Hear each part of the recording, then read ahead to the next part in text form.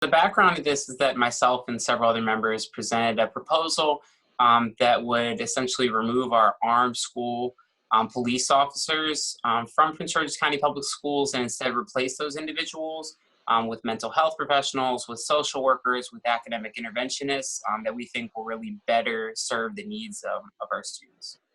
Now, I understand that seems to be a going trend across the country since the Black Lives Matter movement and after the death of George Floyd.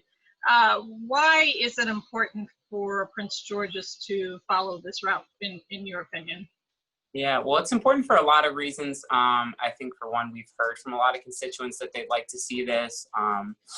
But as well, Prince George's has led the state for many years in terms of student arrests that happen on our school grounds by school police officers. And it's critical that we do something to break these trends and do something to disrupt this cycle. And there's no way we're going to dismantle the school to prison pipeline by continually doing the same things, by increasing police presence at schools year after year. That's not getting at those root causes. And so that's why we felt it was so important to take action right now. Given that there is the counter argument, basically you see a lot of school assaults. There have been attacks that have left, devastated schools, left many children dead. Are you not concerned that having an officer in there could assist in protecting the students? Yeah, well, the reality is that right now we have over 200 schools and we only have slightly over 30 school police officers. So we already did not have a one-to-one ratio to do that. But I think over the years, schools have gotten a lot better at being prepared for those sorts of incidents. I know myself as a teacher, we have lockdown drills that we have to do several times a year. Schools are always locked during the school day now. And there's a lot, schools are more prepared for it now and do a lot better job preparing for those.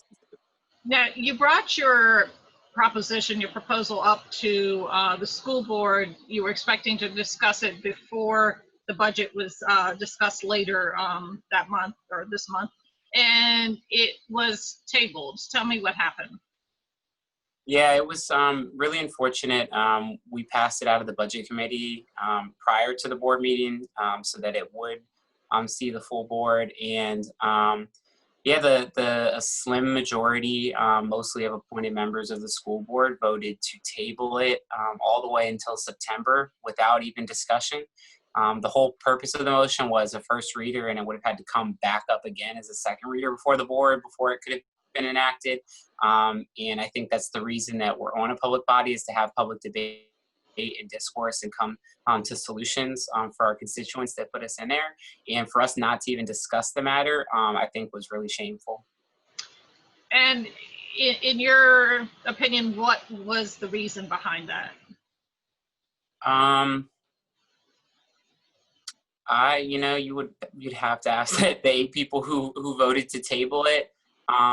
But I think they didn't want to have to speak out against it because they know that this is something that a lot of people are looking for, because they didn't really have arguments to justify why they were opposed. And so they just figured it'd be easier to just cut us off before we could, even get started, because there's so much data and research that does point to the importance of removing school police officers. There's so much data that points to how many students are in schools without a guidance counselor, without a social worker, without a mental health professional that do have a police officer.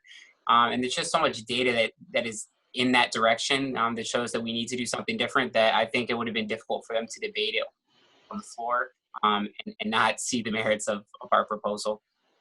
All right, David Murray, thank you so much for joining us here. And this issue is obviously going to be coming back up in September then. Yep, it sure will. Thank you so much. My pleasure.